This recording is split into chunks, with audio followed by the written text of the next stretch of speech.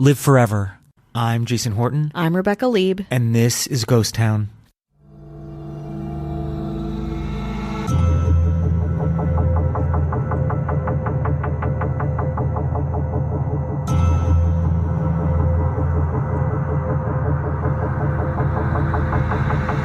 Biohacking, or using science to kind of make our bodies into a better version of itself, is a buzzy new term evoking Silicon Valley CEOs or mountain-scaling life coaches.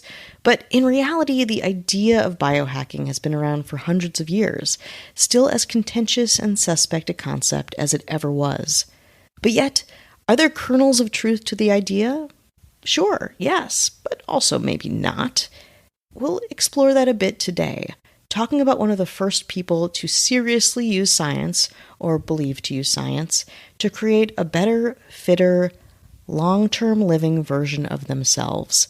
Let me introduce you to Luigi Cornaro, Renaissance dietitian and perhaps one of the first practitioners of the, quote, biohack.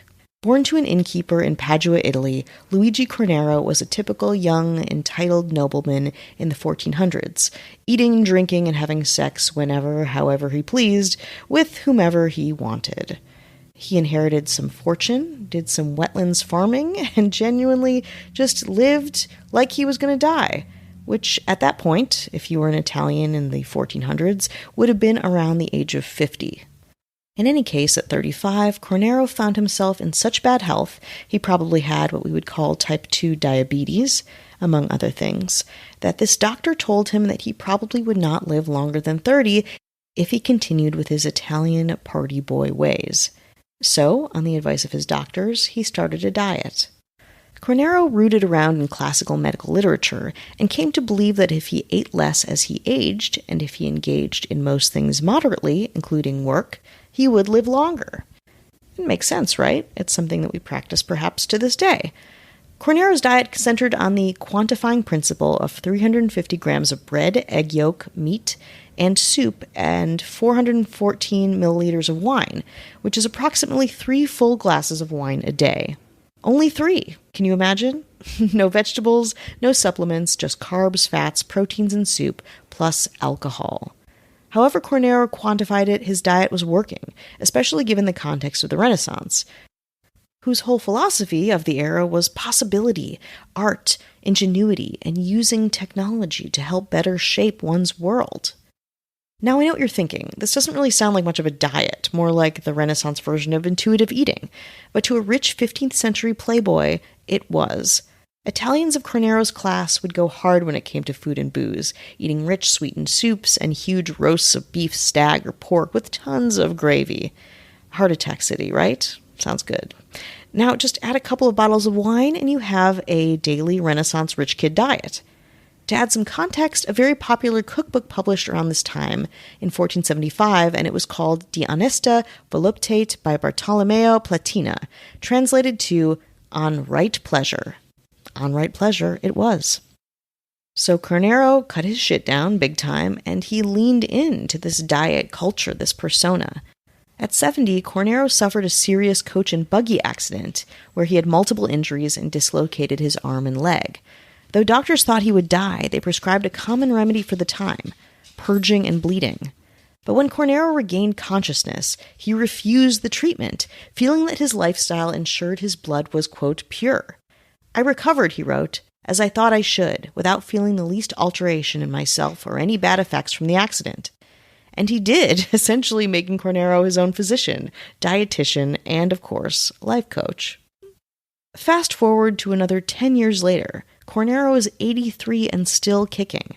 He still thinks he knows the secret to life, to his own mortality.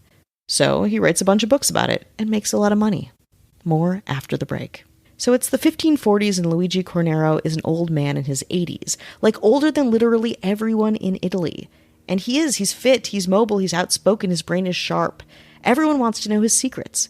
So he writes books, kind of the secret to why I've lived so damn long. Part 1, Part 2, Part 3, in many editions, called things like, quote, The Sure and Certain Method of Attaining a Long and Healthful Life, and, quote, How to Live 100 Years, or Discourses on the Sober Life.